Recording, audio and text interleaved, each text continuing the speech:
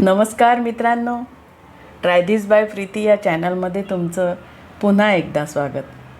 आणि Saturday Sunday आला म्हणजे बाहेर पडावंसं वाटतं, सिटीतल्या लोकांना तरी खास. फ्लॅटमध्ये त्यांना गुदमरल्यासारखं होतं आणि 8 दिवस त्यांचे कामाचे असतात आणि वर्क फ्रॉम होममुळे तर खूप कंटाळा येतो. म्हणून सहसा आपण सॅटर्डे संडेला बाहेर पडतात. लोक देवदर्शनाला जातात, फिरायला जातात. खूप काही ठिकाणं नवीन नवीन असतात. तर बऱ्याचदा काय होते, मंदिरात जाताना आपल्यासोबत जर घरचे सासू सासरे आई वडील कोणी मोठे असले तर आपण त्यांना सांभाळतो आणि पटकन देवदर्शन घेऊन लगेच माघारी येतो. परंतु काही काही वेळेला असं होतं की आपण मुलासोबत किंवा आपण दोघं एकांतात जातो. बऱ्याचदा गणपती मंदिरात जातो किंवा लक्ष्मीच्या, साईबाबाच्या अशा बऱ्याचशा मंदिरात जातो. तिथं प्रत्येक मंदिरात दर्शन घेतल्यानंतर थोडा निवांतपणा भेटतो. तेव्हा आपण बसतो आणि एखाद्याला आवड म्हणून प्रत्येक मंदिरात जी माहिती असते ती लिहिलेली असते आणि ज्याला आवड असते तो ते लिहून घेतो किंवा स्क्रीनशॉट काढतो किंवा त्याची माहिती वाचल्यानंतर इतरांना विचारून घेतो जी माहिती नसली तर. अशाच मी एकदा कसबा गणपतीमध्ये गेली, दर्शनाला गेली आणि बसली तेथे. आज जे मी तुम्हाला सांगणार आहे ते तिथूनच मला माहिती मिळाली. म्हणून म्हटलं तुमच्यासोबत तर शेअर करायलाच पाहिजे. चला तर मग. तर मला तिथे श्री महोत्कट विनायक गणपती विषयी माहिती मिळाली. महोत्कट विनायक हा तेजस्वी लाल रंगाचा आणि 10 हातांनी दर्शविला जातो.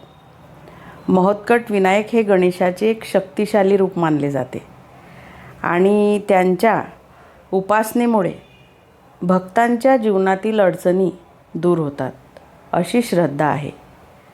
सत्ययुग म्हणजे हिंदू धर्मातील कालगणनेनुसार काळ वेळ ह्या 4 भागात अथवा युगात विभागलेला आहे.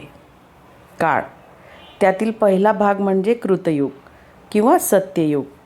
सत्ययुगाची सुरुवात कार्तिक शुद्ध नवमीला झाली अशी पुराणात नोंद आहे. कृतयुग किंवा सत्ययुग हे युग स्वर्गासारखे असते.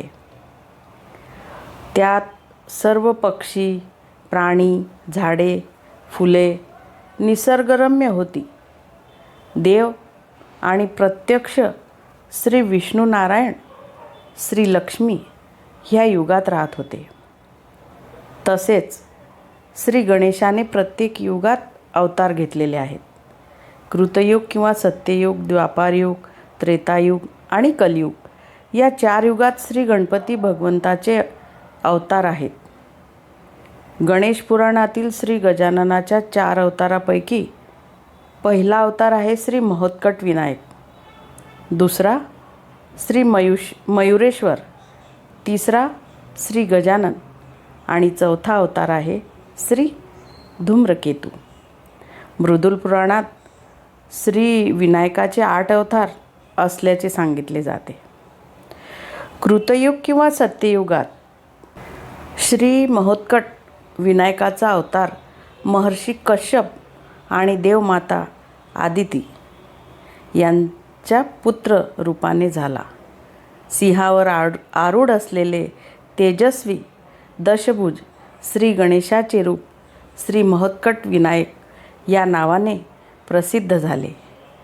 या अवतारात श्री महोत्कट विनायकाने विरजा, उद्यत, धुंदर, धूम्रराज, दंतूर, ज्वालामुख अशा भयंकर राक्षस मायावी दैत्यांचा वध केला.